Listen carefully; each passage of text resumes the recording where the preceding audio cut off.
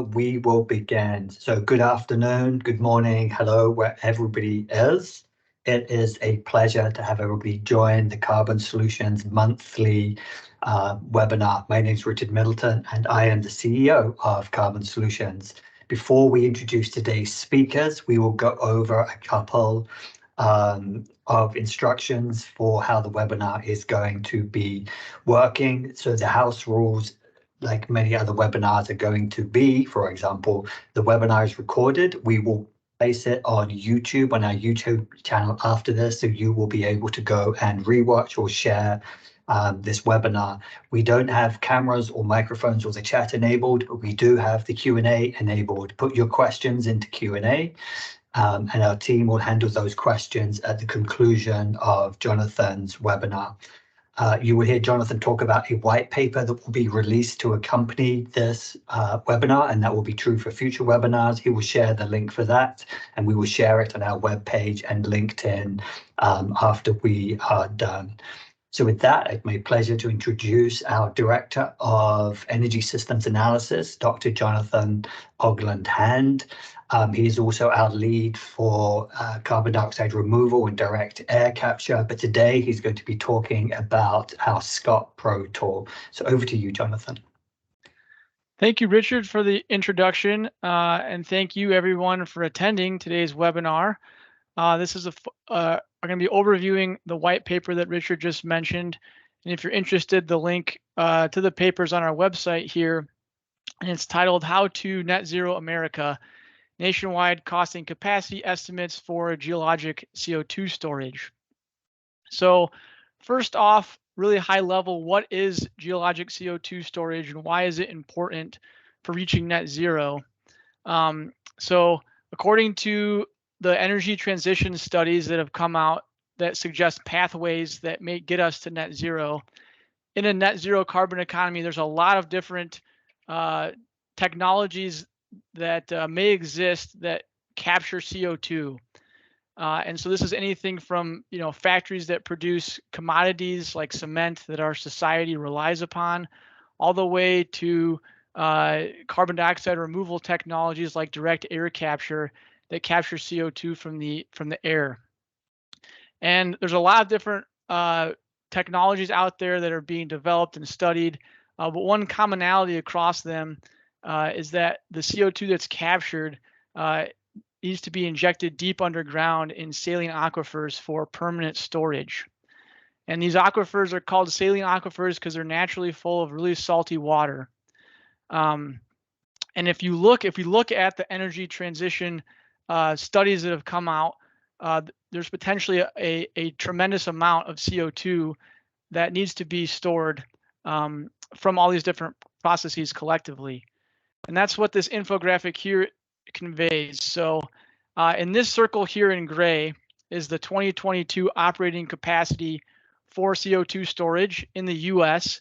And this is according to the Global CCS Institute. And this is the sum of two different projects, one in Illinois and the second in North Dakota. And as you can see, that's a very small in comparison to the projected capacity that the Princeton Net Zero America study suggests may be needed in 2030, and that's shown here in yellow. And then that is in turn really small in comparison to the capacity that we may need by 2050 when we reach net zero. And there's two different studies shown here. The Princeton, again, shown in yellow, and then in red is a study, the Low Carbon Resources Initiative, that was conducted by EPRI and GTI Energy last year. And so you can see that, from where we are today to where we need to go is orders of magnitude more CO2 storage capacity to handle all the CO2 that's being captured from all those different processes I mentioned in the previous slide. And at a maximum here is 2,000 million tons of CO2 or 2 billion tons of CO2. And what that looks like is, thousands of CO2 injection wells across the country. And so for my introduction here, I have some takeaways, but the main one is that reaching net zero, because we're talking about thousands of CO2 injection wells, this really requires a coordinated effort This is not going to happen by one-off projects here and there. And I'm going to return to this theme throughout my talk, and it's a key part of the white paper. But okay, if this is our goal, reaching net zero, thousands of CO2 injection wells, how might we get there? Well, this is a report that came out a few years ago out of the National Energy Technology Lab. They overviewed a few different stages of a CO2 storage project. And so first off is what's called site screening, where you have a handful of sites that you collect data on, and you use them and ideally weed out the bad sites and continue on with the sites you want to do more detailed study during site characterization. And site characterization revolves a lot of detailed modeling, potentially even drilling test wells to learn more about the surface or the subsurface, and really narrowing in on, is this a site that you want to develop or not?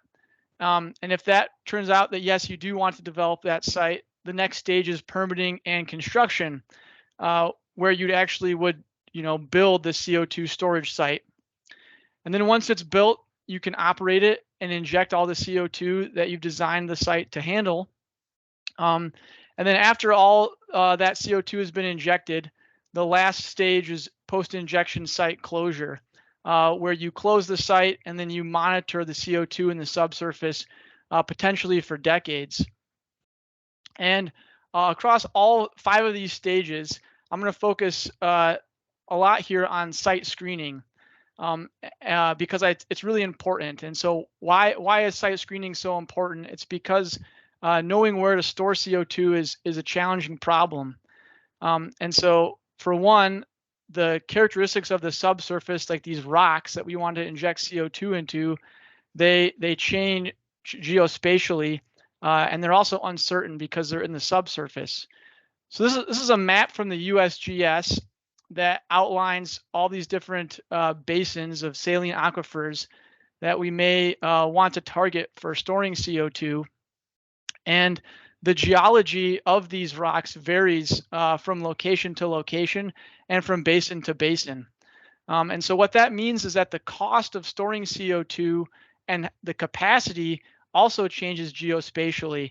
And so one area of the country may be really good for storing CO2, while another area of the country may be not so good, even though both areas of the country have one of these saline formations underneath.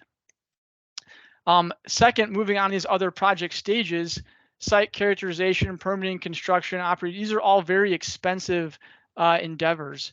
And so you really want to make sure as much as possible that you're spending money and time and resources on sites that you think have a high chance of success. And so ideally with site screening, we'd want to narrow down and weed out the bad sites. And then another consideration is that the best locations can be influenced by more than just geology. So if you remember from the previous slide, there's all these different processes and technologies on the surface that we may be capturing CO2 from, and all of that surface infrastructure can play a role in where CO2 ultimately gets stored as well. And so ideally with site screening, we're able to down select from many options to the ones that we want to move forward with. And in the context of reaching net zero, this coordinated effort, right? If we want to operate thousands of CO2 injection wells in the coming decades, we need to site screen the entire country. And this would mean, because we want to down select, we need to site screen hundreds of thousands of sites across the country. And the last little part of my introduction here is that this is a really difficult endeavor. Site screening the entire country is really hard. And it's really hard for 2 related reasons.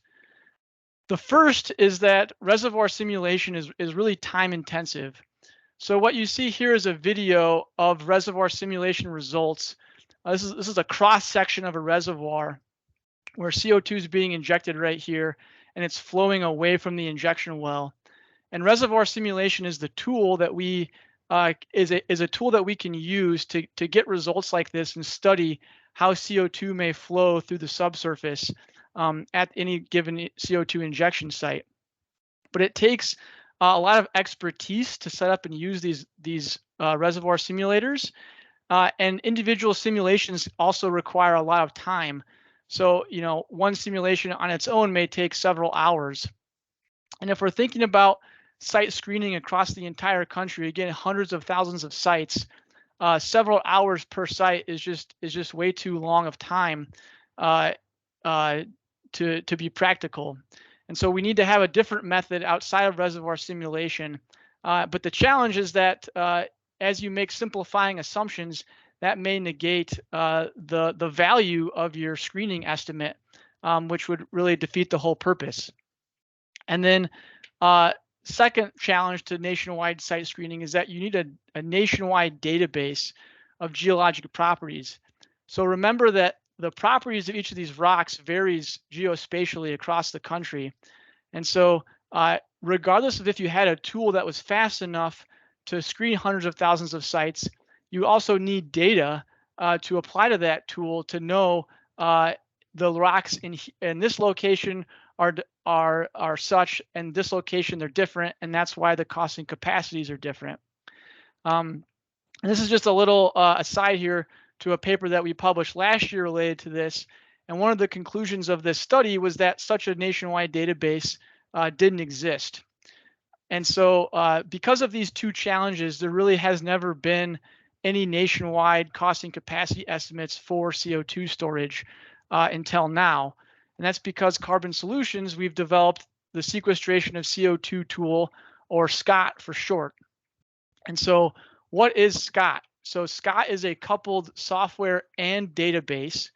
So the software here in this middle block, this is all written in the Julia programming language, and it uses reduced order models, or ROMs for short, that were trained with machine learning with reservoir simulation data.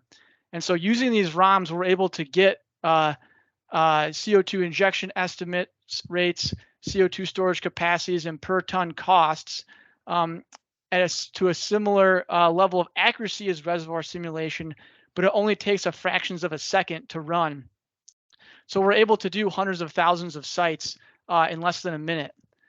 And then we also have a database of geologic properties that we've been building over the past couple of years of these saline storage geologic properties at a 10 by 10 kilometer resolution. And so right now our database has just over 2 million square kilometers of area across the country. And when you plug the database into the software, we can get, for the first time ever, these nationwide cost and capacity estimates. And that's what's shown here.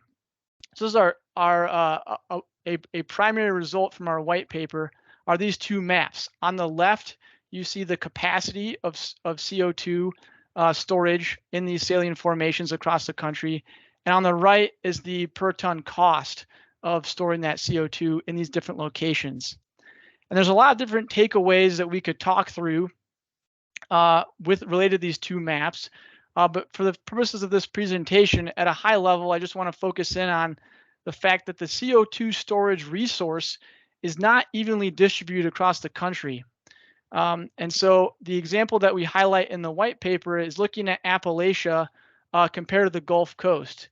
As you can see from these maps, the capacity for CO2 storage in Appalachia is smaller than the Gulf Coast, and the cost is also greater than the Gulf Coast. And so if we think about this challenge of net zero America, that means the entire country, not just portions of it. And if there's portions of the country that have sedimentary basins, but they aren't really favorable for widespread low-cost CO2 storage, these regions may need to consider carbon management approaches outside of saline formations. And I'll touch on this again at the end of my talk also. So that's one side of the result. The next similar result, this is what's called a supply curve. And this plots the cost as a function of the cumulative capacity. So each one of these locations here is a different spot, one of these 10 by 10 kilometer grid cells in the country. And these are rank ordered from lowest cost to highest cost. So this what you're seeing here, this combines both maps of cost and capacity. And you can see that across the entire resource that we have represented in our database, there's thousands of gigatons of CO2 storage capacity. And if you remember from the intro slides, at a maximum by 2050, these models suggest we may need about 2 gigatons. So we have orders of magnitude more low-cost CO2 storage than we need to reach net zero. And even, thousands of gigatons is hundreds of years worth of CO2 emissions that are currently being emitted throughout the country.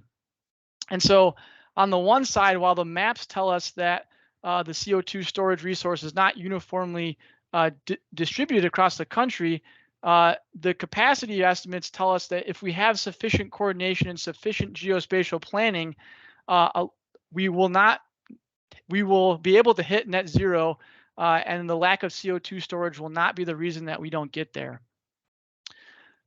So those are a couple high-level results from the maps, and I want to transition now to thinking more about site screening. And so one of the things that we learned from all this data that we have is that capacity and injectivity are alone insufficient for identifying low-cost storage.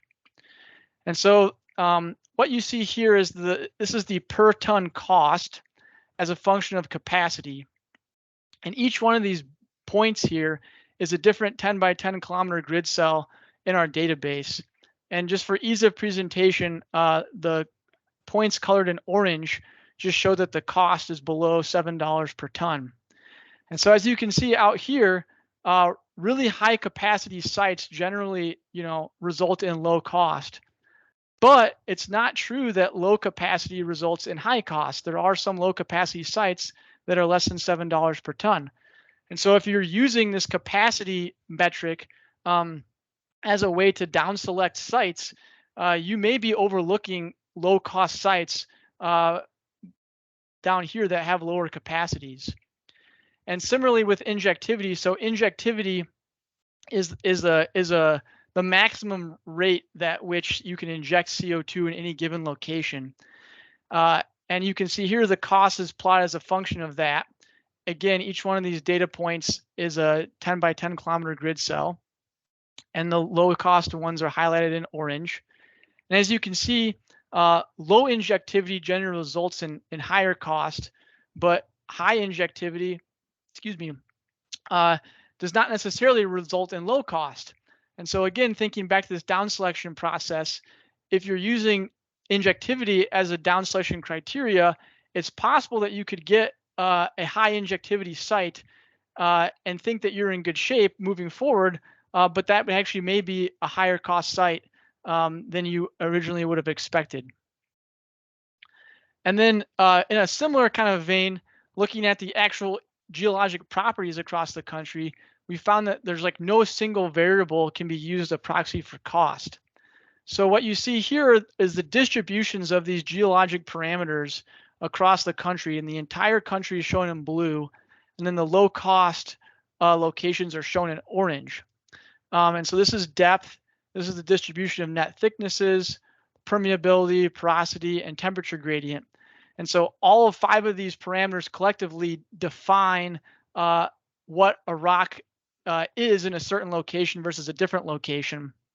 And you can see that the distributions range across these values, and the low cost distributions range over similar ranges as the entire country.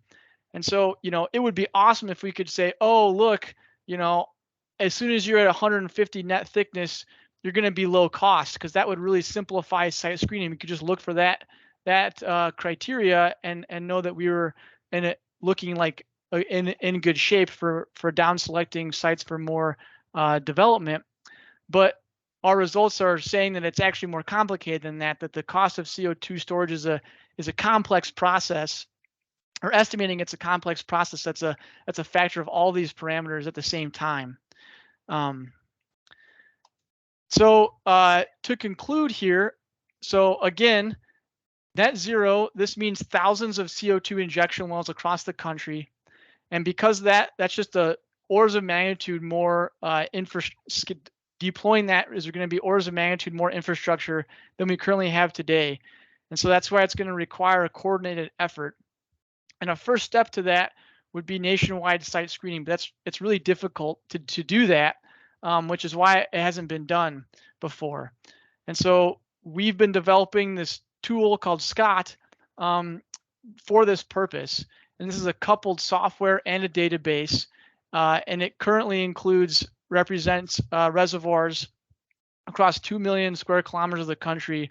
And even though that's a lot of area, because it's based on reduced order, the software is based on reduced order models, you can run this on an everyday computer in just seconds to do this screening. And when looking at the results, we find that there's a tremendous capacity for CO2 storage, way more than we need to hit net zero, but this is not uniformly distributed. And so what we should think about there is just two things. One, just because a saline formation exists in a given location doesn't mean it's a viable option for widespread low-cost CO2 storage. And second, this underscores the importance of geospatial planning and coordination to make sure that we're storing CO2 in the best reservoirs that we can across the country as we all work together to reach net zero.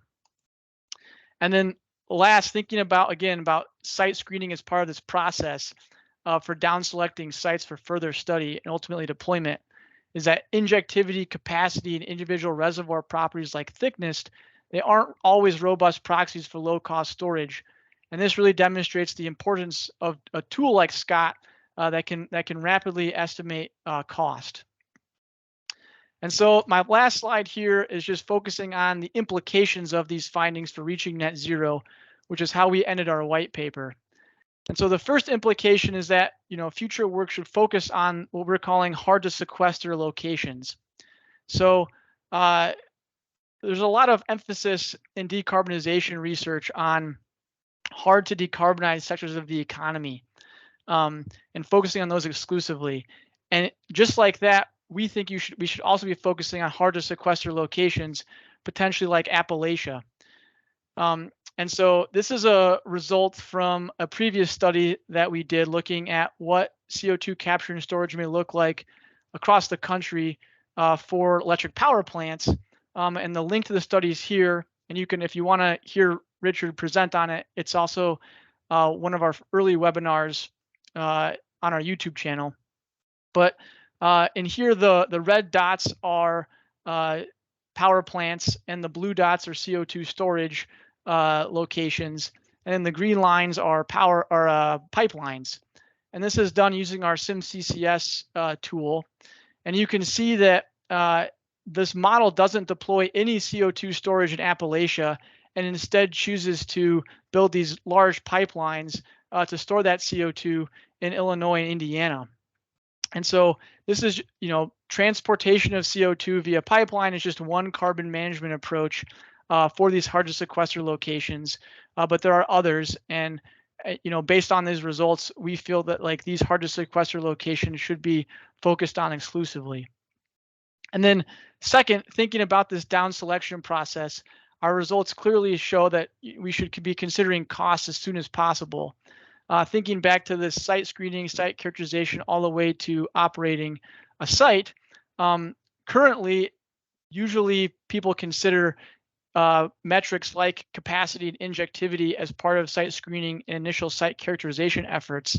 But as we saw today, that can lead to overlooking low-cost sites, which ultimately we should be addressing if we're going to be hitting our net zero targets.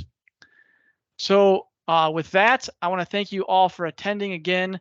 And there's the URL to our white paper about this if you'd like to read more.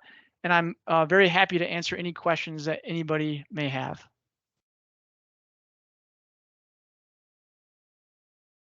Jonathan, you've got a few that are coming in. The first question is, surprised to see that the discount rate has such a small impact on the overall storage cost given the relatively low operational cost and high upfront cost and long development timelines. Could you share a little bit more about your economic model? Absolutely. Yeah, it's a great cost or a great question. So I guess I have this backup slide. Here's a figure from our white paper. And so this is looking at so right now we have multiple different cost models that we can use in SCOT. All of the cost models that we've showed for this study use the EPA's cost model. And this is the breakdown of these. So this is looking at all the every reservoir that has a cost less than $7 per ton. This is the average cost of breakdown of that. This is between $7 and $10 and greater than $10. And you can see the total capacity for each one of these bins. And so you can see that you know, about 40% of that total per ton cost is operating cost. And so that means that about 60% is the capital cost. And so the discount rate that influences how much of this capital cost, the 60% pie, factors into that overall per ton cost. And I'd also, so higher discount rates would result, I can just go back to this slide, in higher costs, and lower discount rates would result in lower costs. And this also, I would say this result also is using a 10-year financing period. And so that also would factor into the relationship that the discount rate has on the total cost. And if you look at the white paper, we include two different scenarios of that, both 10-year financing period and 30-year. So I don't know if that, hopefully that answered your question. If it didn't, I would please follow up a question in the chat. And also look to the white paper for more information too.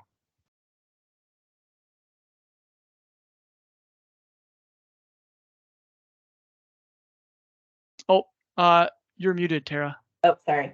Will SCOT be eventually available for purchase as a standalone software? Other countries could benefit from having such a rapid screening tool, assuming that they have the geological data to feed SCOT. Absolutely, great question. Yeah, so we have a variety of different clients that either purchase SCOT data or are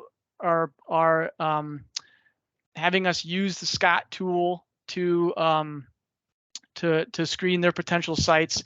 So that's definitely an option. And I would say if you're interested in that, please contact either Richard or myself or anybody at Carbon Solutions, and we'd be happy to talk with you about that. We really, you know, we want the net zero energy transition to happen worldwide, and we're very motivated to use our tools to help reach that goal.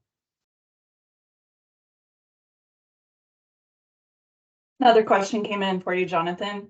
Can SCOT be used to forecast how injectivities could change over time after a site is opened? That's a great question.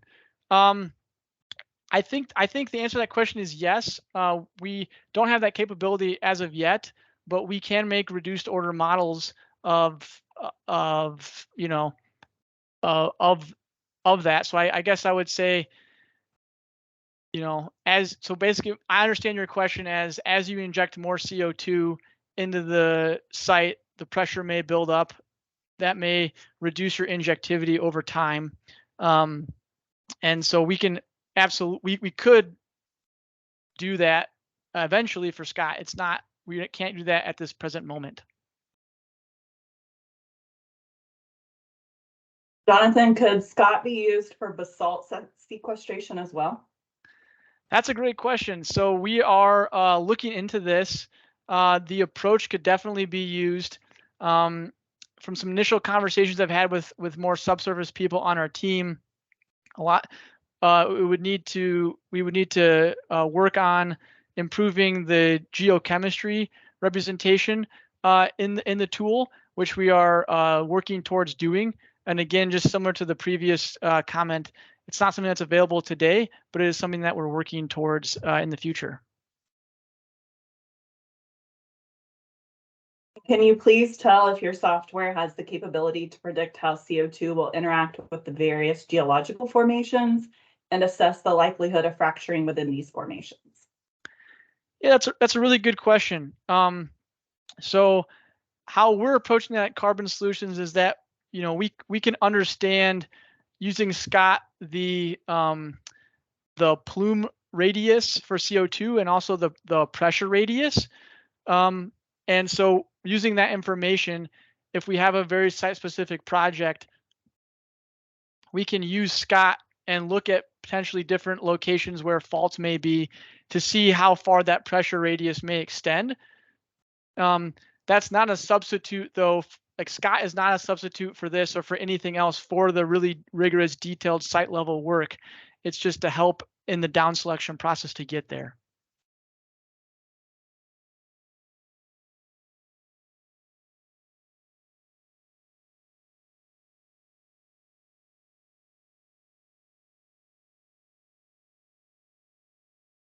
Feel free to ask a few more questions. We have just a little bit more time, or Jonathan, that's all the questions so far. Great. Well, if there aren't any other questions, thank you again so much for attending our webinar. And like Richard mentioned at the beginning, this will get uploaded to our YouTube channel, so we can watch it again later if you would like. Jonathan, you had one come in. It said, could we get access to the maps in GIS file format? Richard, do you want to take that one? So you popped on. I actually popped on to say goodbye, but if you're working with us as a researcher on a paid project, we do share the GIS, but this is what the business is based on these days, so we don't freely give out the GIS maps anymore. Maybe you both could answer this. How do you consider competition from saltwater injection wells in production basins?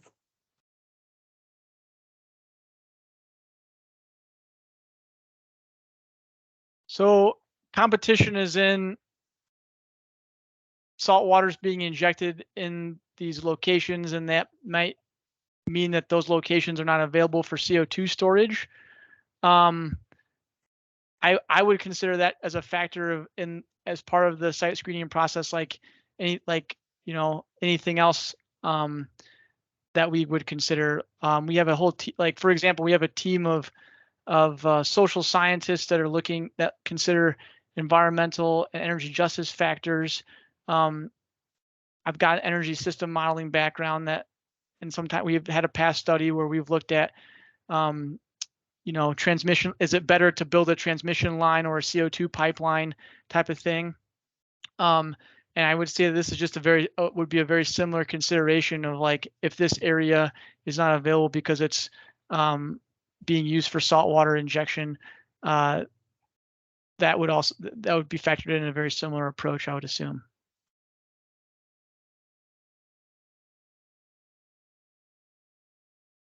Vivian, on the questions so far.